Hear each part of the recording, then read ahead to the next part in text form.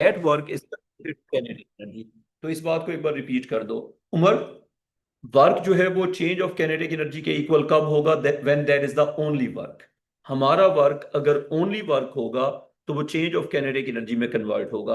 अच्छा, इन 2 दिनों में ना कुछ क्लासें मिस हुई हैं, उसकी वजह वर्कशॉप्स थी, कुछ कैम्ब्रिज की और ऑक्सफोर्ड की वर्कशॉप्स थी।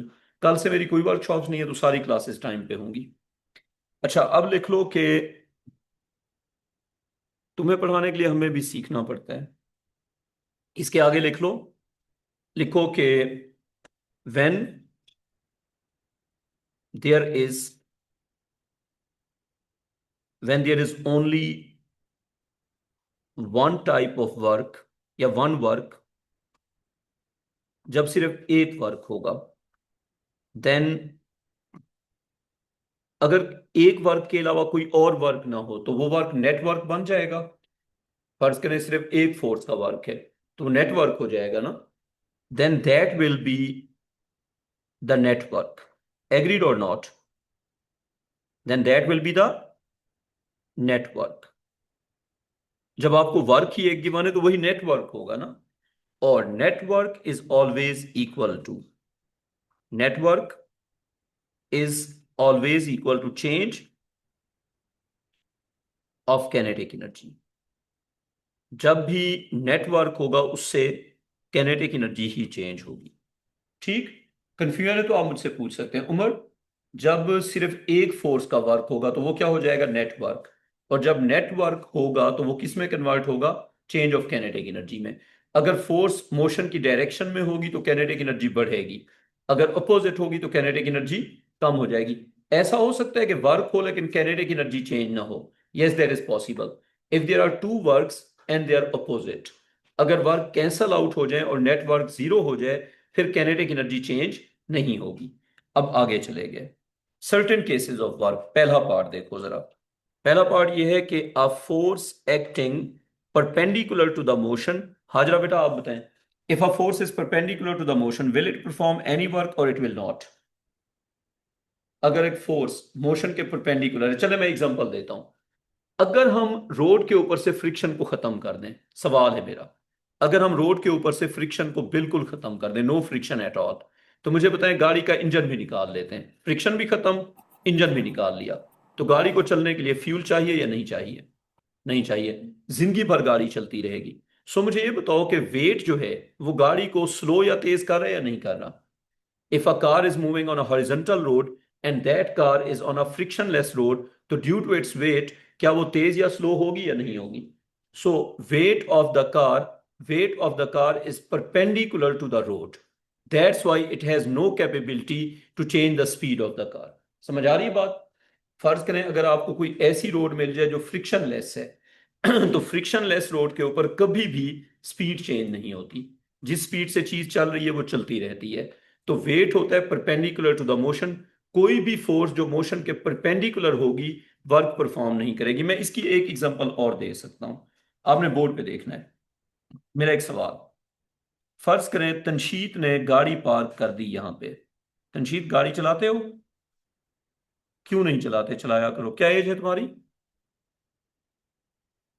अच्छा 13 है, फिर ना चलाया करो, चुपके से चला लिया करो। अच्छा ये देखो ये हो गया। ठीक। अच्छा अब ये है गाड़ी, ये तनशीत ने पार्क कर दी है। इज्यूमिंग दैट कि तुम गाड़ी चलाते हो। आलियान तुम चलाते हो गाड़ी? देखा, तेज है। तुम्हारी क्या एज है? अच्छा ये देखो, अब ये हो गया हमारे पास। मुझे एज अ टीचर जेल जाना चाहिए, मैं बच्चों को बुरी बातें सिखा रहा हूं। अच्छा ये देखो ये, एक सेकंड रुक जाओ। अब आलियान ने गाड़ी पार्क कर दी इंक्लाइन प्लेन पे। अब मेरा आपसे एक सिंपल सवाल है जो आपने आंसर करना है। मुझे बताएं कि अगर गाड़ी की हैंड ब्रेक नहीं है तो किसकी गाड़ी, आलियान की या तनशीद की, मूव करेगी? What do you think? ये गाड़ी पार्क की है तनशीद ने, होपफुली मैं स्पेलिंग ठीक लिखूंगा, तनशीद। और ये गाड़ी पार्क की है आलियान ने। सो अगर हैंड ब्रेक हमने पुल नहीं की हुई तो which car has chances of moving? Obviously Aliyan वाली, पूछने वाली बात ही नहीं है। तो मुझे बताओ क्या तनशीद की गाड़ी का वेट एक्ट कर रहा है या नहीं कर रहा? कर रहा है। और आलियान की गाड़ी को कौन सी फोर्स मूव कर रही है? वेट। तो अब मेरा सवाल एक सिंपल है, अगर तनशीद की गाड़ी का भी वेट एक्ट कर रहे हैं और आलियान की गाड़ी का भी वेट एक्ट कर रहे हैं, तो आलियान की गाड़ी को वेट मूव कर रहे हैं, तनशीद वाली को नहीं मूव कर रहा, बताओ क्यों? सवाल समझ आ गया?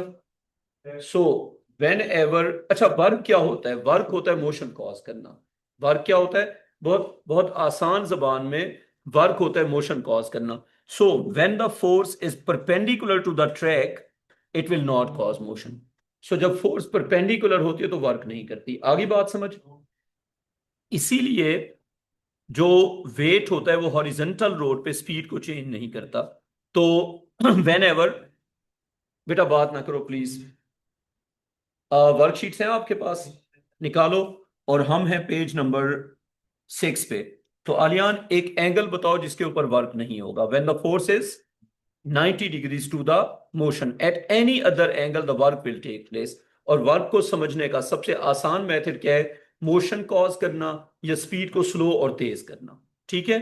तो a force acting perpendicular to the motion, a force acting perpendicular to the motion will not perform any work। आगे समझ? बेटा दोबारा बात ना करना वरना आगे बिठा दूंगा। A force acting perpendicular to the motion will not perform any work at all। Number 2 पे आ जाते हैं। A force acting on still object, an object that is not moving, मतलब आप धक्के मार रहे हैं लेकिन चीज मूव नहीं कर रही। बताओ अगर आप धक्के मार रहे हैं और चीज मूव नहीं कर रही तो वर्क होगा या नहीं होगा? मैं इस पेन को उठा के बैठा हूं, वर्क होगा या नहीं होगा? वर्क नहीं होगा। फिजिक्स की जो वर्क की डेफिनेशन है, it's about the force and the motion. Basically जब तक आप किसी चीज की स्पीड चेंज करने की कोशिश ना करें, वर्क नहीं होता। मैं ये नहीं कह रहा कि आप स्पीड चेंज करें, जब तक फोर्स स्पीड चेंज करने की कोशिश नहीं करेगी वर्क नहीं होगा। सो अगर एक चीज रुकी हुई है तो वर्क होगा या नहीं होगा? वर्क नहीं होगा। वर्क के लिए मोशन इज कंपल्सरी।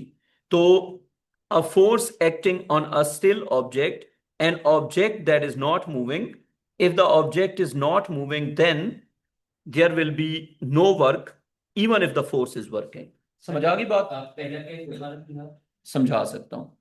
अगर फोर्स एक्ट करेगी परपेंडिकुलर टू द मोशन तो वर्क नहीं करेगी। उसकी हम एग्जांपल क्या दे सकते हैं? फर्ज करें, ये निकालें जरा इसको, अली भाई जल्दी, अली भाई जल्दी। अच्छा, अब फर्ज करें मैं आपसे एक सवाल पूछता हूं। आपके पेपर में एक सवाल आ गया कि it's a frictionless road. Qasim क्या सवाल है? It's a frictionless road that is horizontal. ठीक है?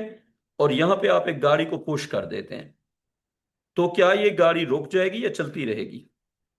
अगर फ्रिक्शनलेस है तो फिर फ्रिक्शनलेस और एयर रेजिस्टेंस नहीं है, कुछ भी नहीं है, नो अगर एयर पुश करेंगे तो फिर रेजिस्टेंस, चलती रहेगी। चलती रहेगी। अब यहां पे एक सवाल आता है, जब ये चलती रहेगी तो इसकी स्पीड कम ज्यादा होगी या कांस्टेंट स्पीड?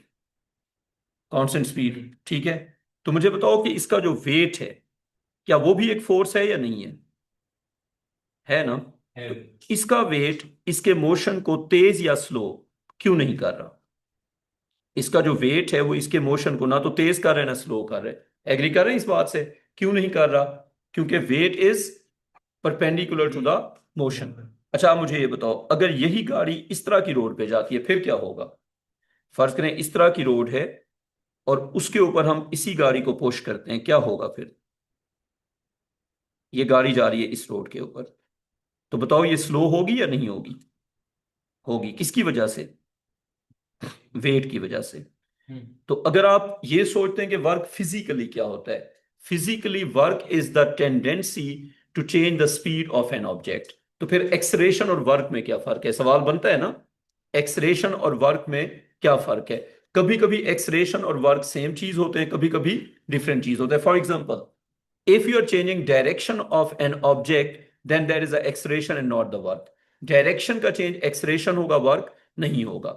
स्पीड का स्लो होना या फास्ट होना इज ऑलवेज वर्क। लेकिन एक और भी फर्क है, स्पीड का स्लो या फास्ट होना एक्सलेरेशन भी होता है और वर्क भी होता है। तो डिफरेंस क्या है?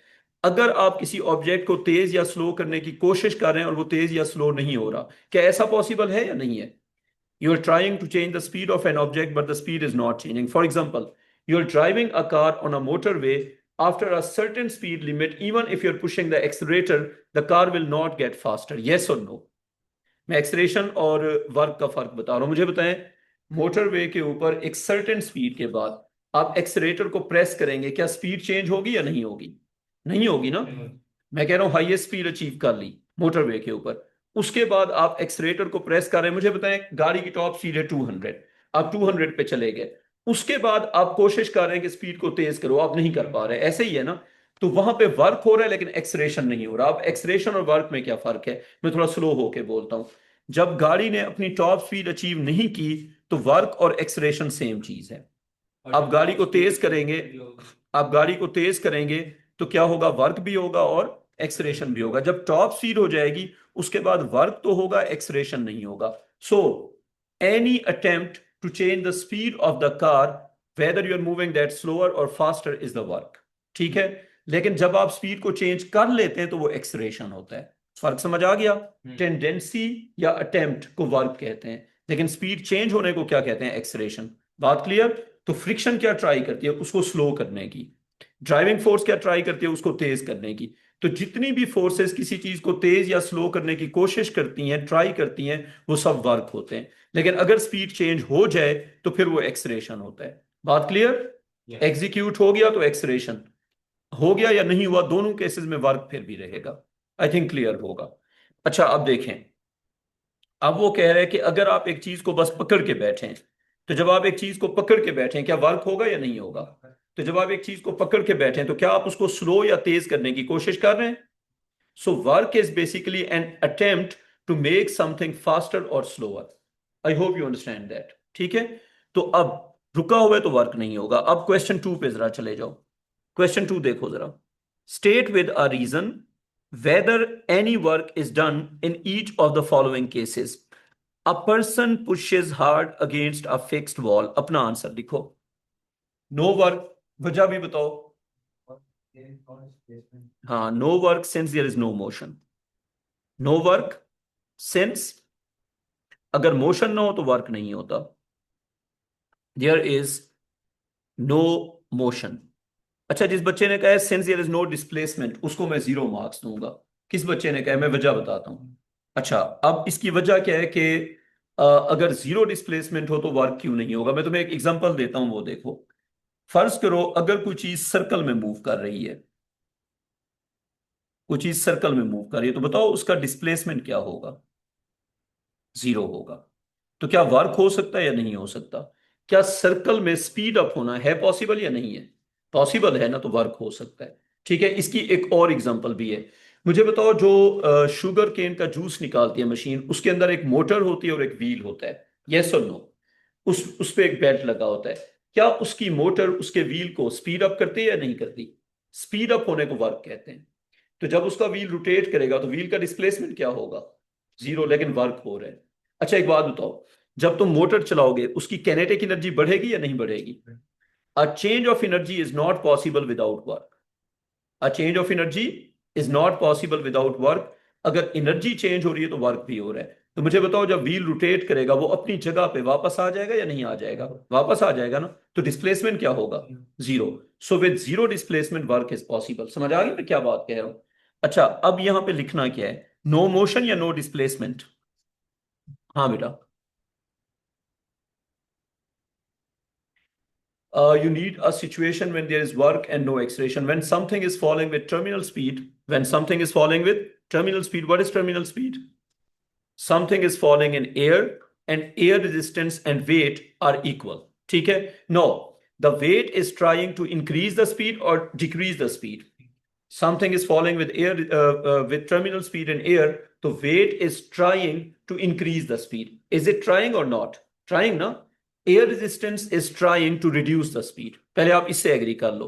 Weight is trying to increase the speed. Air resistance is trying to decrease the speed. Both are making same amount of attempt, so they have no acceleration. The forces cancel out, but work is there. अच्छा, work और acceleration का फर्क क्या हुआ? अगर speed change होती तो फिर वो एक्सलेरेशन होता, लेकिन स्पीड चेंज करने के लिए दो फोर्सेस ट्राई कर रही हैं या नहीं कर रही? कर रही है ना। डू यू बिलीव वेट उसको तेज करना चाह रहा है और एयर रेजिस्टेंस उसको स्लो करना चाह रही है? मुझे ये बताएं, अगर हम एयर रेजिस्टेंस को खत्म कर दें फिर क्या होगा? वेट उसको तेज करेगा। अगर हम वेट को खत्म कर दें फिर क्या होगा, एयर रेजिस्टेंस उसको स्लो करेगी। तो स्लो या तेज करने को या उसकी टेंडेंसी को, दोनों केसेस को वर्क कहते हैं। तो जब कोई चीज टर्मिनल स्पीड से मूव करती है तो एक्सलेरेशन नहीं होता लेकिन वर्क होता है। बात क्लियर या कोई कंफ्यूजन है अभी? ठीक है। अच्छा, अब यहां पे मैंने, जिस बच्चे ने कहा था नो डिस्प्लेसमेंट, मैंने कहा नहीं, नो मोशन दिखना चाहिए। तो इशाल, अगर आप मुझे बताएं या आलियान बताएं, मैंने बच्चे को क्यों कहा कि नो डिस्प्लेसमेंट ना लिखो और नो मोशन लिखो, वजह बताओ। हाँ, सर्कल में डिस्प्लेसमेंट नहीं होता लेकिन सर्कल में वर्क हो सकता है। अगर सर्कल में वर्क ना हो सकता तो दुनिया का कोई भी व्हील तेज नहीं हो सकता था। मुझे बताएं, जब व्हील तेज होता है तो वो काइनेटिक एनर्जी गेन करता है या नहीं करता?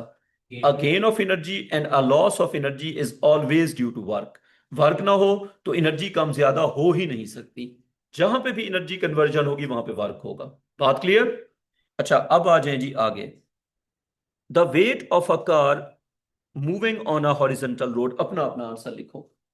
अ car is moving on a horizontal road, is the weight performing any work or it is not? अच्छा, ये इसका आंसर बताएंगी हाजरा बेटा, आप अगर बताएं कि अगर एक चीज मूव कर रही है हॉरिजॉन्टल रोड पे तो उसका वेट वर्क परफॉर्म कर रहा है या नहीं कर रहा? नहीं कर रहा। और इसकी रीजन मुझे उमर बताएगा। उमर, रीजन बताओ। weight is perpendicular to the motion. And what is the physical evidence that the weight is not performing work? Because even if the road is frictionless and weight is acting, it will not be able to change the speed of the car. Weight cannot make it faster or slower provided that the road is horizontal. समझ आ गई बात? तो क्या लिखेंगे यहां पे? weight will not perform any work, no work, as weight किस एंगल पे है? as weight is perpendicular, as weight is perpendicular to the motion. हो गई बात?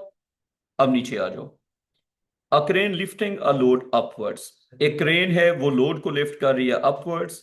तो एक तो क्रेन वर्क कर रही है, एक तो क्रेन वर्क कर रही है, इसके अलावा भी कोई वर्क है? क्रेन तो वर्क कर रही है ना, उसके अलावा कौन सा वर्क है?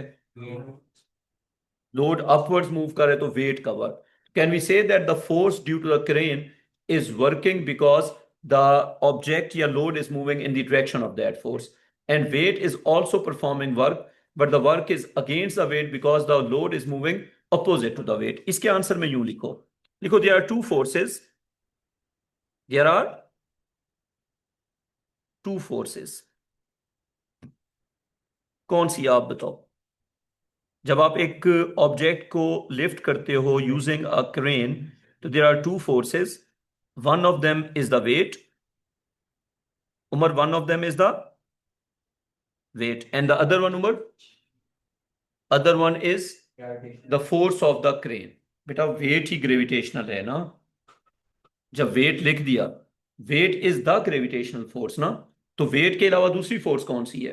दूसरी फोर्स एयर रेजिस्टेंस भी हो सकती है लेकिन एयर को हम इग्नोर कर रहे हैं। दूसरी फोर्स है, क्रेन भी तो फोर्स लगा रही है ना, क्रेन अगर उसको उठा रही है तो, and the force from the force by the crane. अब मेरा आपसे क्वेश्चन, मोशन की डायरेक्शन में कौन सी फोर्स है, मोशन के ऑपोजिट कौन सी फोर्स है? बेटा अगर आप बताओ, मोशन की डायरेक्शन में कौन सी फोर्स है, मोशन के ऑपोजिट कौन सी फोर्स है? एक क्रेन किसी को उठा रही है, ठीक है, फर्ज करें कोई कार है, कोई ट्रक है, कोई भी चीज है, उसको क्रेन अगर लिफ्ट कर रही है तो मुझे बताएं कि क्रेन, अच्छा ये ट्रैफिक वाले कभी कभी ना गाड़ियों को उठा के साइड पे रख देते हैं, लेकिन मैं कोई और बात सोच रहा हूँ, एक बार मेरे साथ भी वैसे ये किया था। ये फिर उतारते कैसे हैं लोग? उनको दोबारा बुला के लाते हैं? चलो मैंने तो ऊपर से चढ़ा दी थी। अच्छा, अब टायर भी खराब किया था। अच्छा देखो, देर आर टू फोर्सेस, एक हो गई वेट और दूसरी फोर्स हो गई the force by the crane. ठीक है, दो फोर्सेस हो गई। तो अब इसमें से वेट है अपोजिट और क्रेन की फोर्स है उसकी डायरेक्शन में। तो क्या लिखेंगे? लिखेंगे कि वर्क,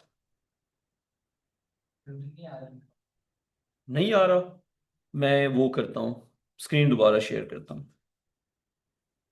नेट कोई खराब वाला लग गया। अली भाई, किसी बच्चे ने हमारा नेट तो चोरी नहीं किया हुआ? देखिएगा, ये मुझे ना दुरैद वालों के ग्रुप पे है शक, ये मुझे लगता है कि चोरी शोरी किया होगा इन्होंने।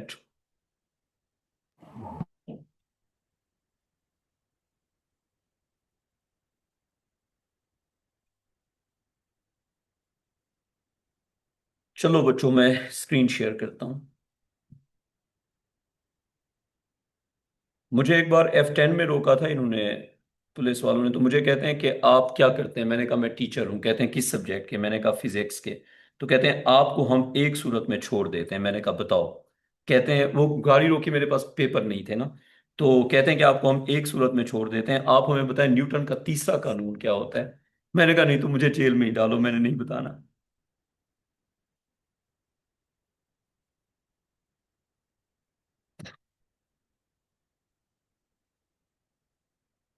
बच्चों 1 सेकेंड यार।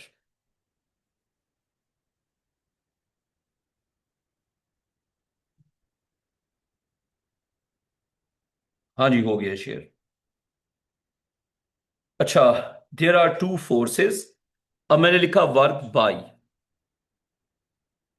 और मैंने लिखा वर्क अगेंस्ट। अब आप मुझे बताएं बाई कब लिखते हैं और अगेंस्ट कब लिखते हैं? अगर फोर्स मोशन की डायरेक्शन में हो तो उसको लिखते हैं वर्क बाई, और अगर फोर्स मोशन के अपोजिट हो तो उसको लिखते हैं वर्क अगेंस्ट। अब जरा फिल करो इसको। वर्क बाय द वेट या work by the force due to the crane, क्या लिखना है? Work by the force, work by the force of the crane. और आलियान, अगेंस्ट वाला कौन सा होगा? Work against the weight. Against वाला वर्क स्लो डाउन करता है और बाई वाला वर्क तेज करता है। लेकिन कभी कभी ये वर्क इक्वल भी हो जाते हैं। क्लियर यहां तक? अच्छा, अब नीचे आ जाएं। अब work by and work against the force, मुझे ये बताएं, जब फोर्स और मोशन सेम डायरेक्शन में होंगे, यहां पे क्या होगा? वर्क बाय द फोर्स या अगेंस्ट द फोर्स? इस पे लिखो work by the force. Bye the force. और ये मोशन को तेज करेगा या स्लो करेगा? ये मोशन को स्पीड अप करेगा। और यहां पे इसको क्या कहेंगे? Work, work against the force. और ये मोशन को क्या करेगा? स्लो या फास्ट? ये मोशन को स्लो करेगा। अच्छा, अब ये सेंटेंस कंप्लीट करते हैं जल्दी जल्दी। If the force is in the direction of the motion, the work will be done by the force and it's sign will be positive या negative? Positive. So it's a positive work. और एक चीज और भी लिखो, and it will. अच्छा, मैं आपको दो ऑप्शन देता हूं। It will increase kinetic energy और it will tend to increase kinetic energy. ज्यादा बेहतर सेंटेंस क्या होगा? हाँ, अगर आप कहेंगे ना कि it will increase kinetic energy, तो मे बी कोई अपोजिंग वर्क हो। तो कोई इंडिविजुअल वर्क कैनेटिक एनर्जी को चेंज नहीं करता। Work will tend to increase या टेंड टू, समझ आ गई बात? इंडिविजुअल वर्क जो है वो टेंडेंसी होगी इंक्रीज करने या डिक्रीज करने की, ट्राई करेगा। मे बी उसके अपोजिट कोई उतना ही वर्क हो, फिर वो इंक्रीज या डिक्रीज नहीं करेगा। तो हाँ हाँ, work can also have negative value. Yes yes, Yes, और फिर work momentum की तरह cancel out हाँ हो हाँ, सकता कैंसल आउट भी हो सकता है, लेकिन it's still it's a scalar. Still it's a scalar. ठीक है, उस पे करते हैं डिस्कशन। उसमें ये है, उसमें ये है, देखो। तुमने मुझे पैसा दिया 100 रुपए, ठीक है, और आलियान ने मुझसे पैसा ले लिया 100 रुपए। अब मुझे बताओ टोटल पैसा मेरे पास कितना आया? जीरो। Zero. तो स्केलर्स के अंदर इनकमिंग या आउटगोइंग हो सकता है। जैसे जो स्केलर्स होते हैं, जैसे हीट की बात करते हैं, हीट इज अ स्केलर और a vector? Scalar. Heat is a scalar. अब फर्ज करो मुझे हीटर से हीट मिलती है 100 जूल, और ठंडी जगह 100 जूल मेरे अंदर से निकल भी जाती है। क्या ऐसा पॉसिबल है कि एक ऑब्जेक्ट जितना हीट गेन करे उतना हीट लूज करे? पॉसिबल है या नहीं है? An object is there, it is gaining heat and it's losing heat. अगर वो गेन और लूज इक्वल हीट करेगा तो उसकी नेट गेन या नेट लॉस हीट क्या हो जाएगी? जीरो। तो स्केलर्स के केस में गेन या लॉस हो सकता है। जैसे वर्क का जो पॉजिटिव होता है it's gain of energy, work का जो नेगेटिव होता है इट्स लॉस ऑफ एनर्जी। जब हम कहते हैं कि positive and negative work is equal, तो हम कह रहे होते हैं कि जितना एनर्जी आई थी उतनी चली गई है। ठीक है, तो गेन और लॉस इक्वल हो जाता है। उस केस में वेक्टर नहीं होता। वेक्टर कब होता है? जब अपोजिट डायरेक्शन में कैंसलेशन होती है। ये कैंसलेशन नहीं थी। जिस तरह तुम मुझे पैसे देते हो, तुमने मुझे 1000 रुपीज दिए, ठीक है, और एक बच्चे ने मुझसे 1000 रुपीज ले लिए, तो बताओ मेरे पास पैसे बढ़ेंगे या कम होंगे? कुछ भी नहीं होंगे ना। तो पैसा स्केलर होगा या वेक्टर होगा? पैसा जो है उसकी कोई डायरेक्शन तो नहीं है ना।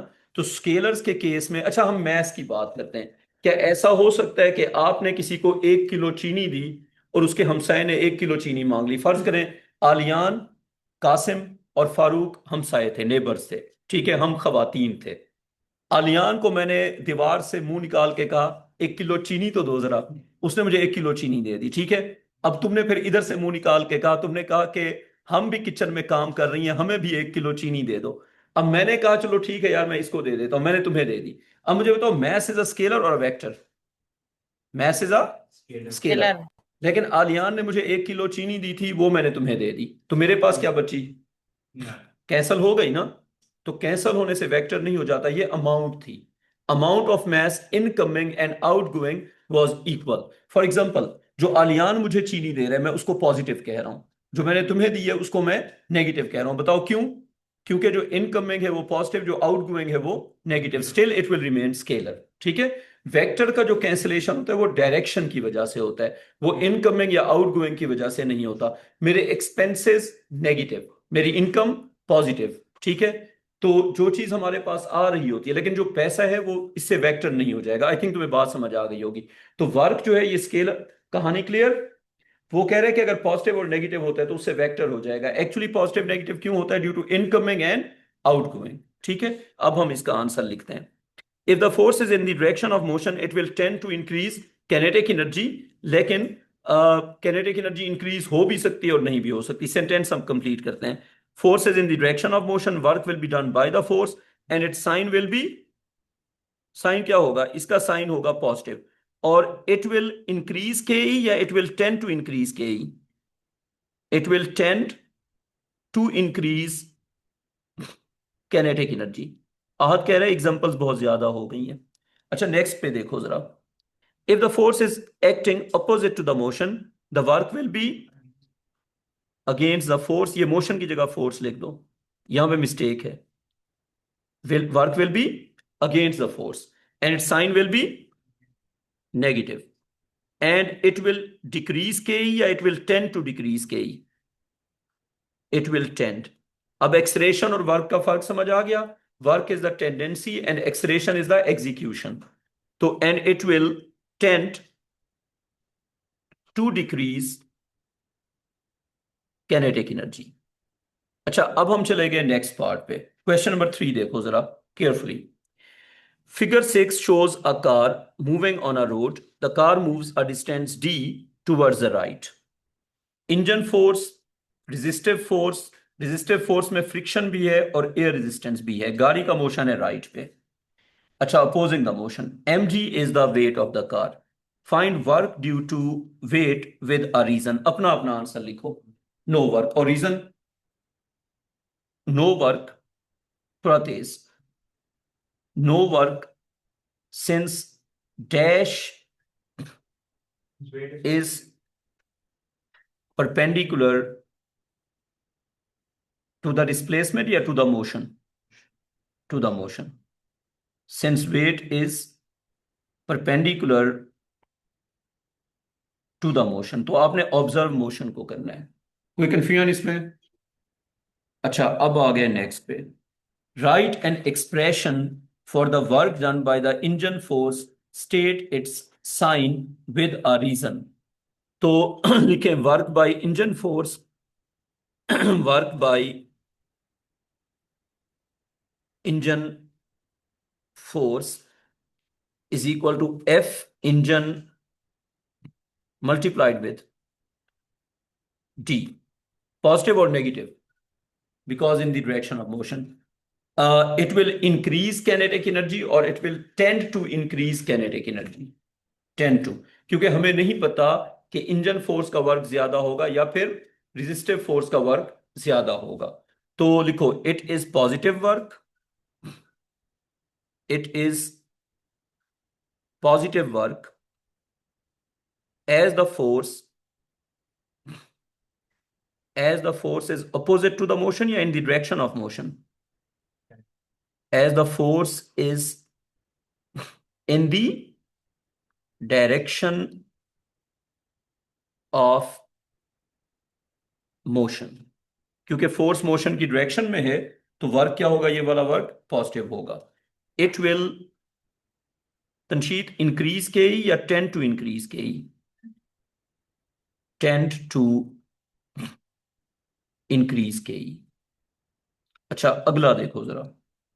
Right an expression for the work done against the resistive force, state it sign with a reason. तो लिखो work by resistive force. By होगा अगेंस्ट होगा? हाँ, जब अपोजिट होता है तो against. Work against resistive force. Resistive force का सिंबल उसने ऊपर क्या दिया हुआ है, एफ आर. तो हम लिखेंगे F R multiplied with distance. और ये वर्क नेगेटिव होगा, बताओ क्यों. लिखो it is negative work.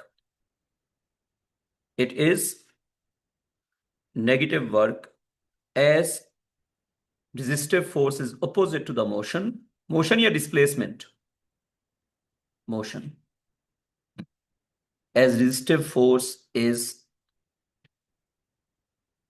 opposite to the motion and it will decrease ke या it will tend to decrease ke. It will, कोई भी नेगेटिव वर्क के को क्या करता है, डिक्रीज करता है. It will tend to decrease के. अच्छा, अब जरा फोर्थ ऑप्शन देखो. Write an expression for the net work done on the car. आपको क्या लगता है कि नेटवर्क क्या होगा? नेटवर्क होता है positive work minus negative work. तो लिखो net work, net work is equal to work by, जिन फोर्सेस का वर्क बाई होगा वो पॉजिटिव और जिन फोर्सेस का वर्क अगेंस्ट होगा वो नेगेटिव. तो आपने जब भी नेटवर्क कैलकुलेट करना है वो क्या होगा, work by the forces minus work Z. आइए समझ. तो वर्क बाय किस किस फोर्स का है, इंजन फोर्स का ना. तो नेटवर्क होगा एफ इंजन और मल्टीप्लाई किससे होगा, into distance moved, minus work against क्या होगा, रेजिस्टिव फोर्स इनटू डिस्टेंस. कोई कंफ्यूजन इसमें? आगे समझ. अब आ जाओ जरा इसके ऊपर. आपको टेबल में दिए हुए बहुत सारे वर्क्स और हर वर्क कोई ना कोई एनर्जी चेंज करता है. आपने नंबर 4 का सबसे पहले बताना है. नंबर 4 का बताओ. नंबर 4, रिजल्टेंट और नेटवर्क क्या करेगा, रिजल्टेंट या नेटवर्क? उमर बताओ. उमर ये फोन यूज कर रहे हैं, आप भी टीचर हैं अली भाई, ले लें इससे फोन.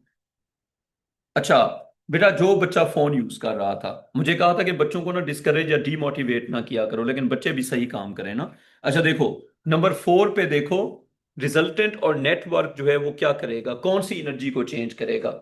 जब रिजल्टेंट या नेटवर्क होगा तो वो टेंडेंसी नहीं होगी. हाँ हाँ, वो के ई को असल में चेंज करेगा.